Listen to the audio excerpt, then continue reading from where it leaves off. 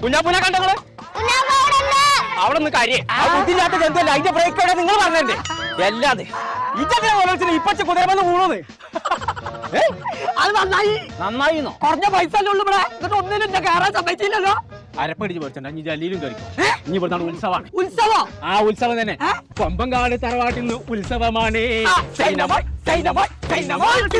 കാണാത്ത കാഴ്ചകളെ പറ്റി കാണിക്കും.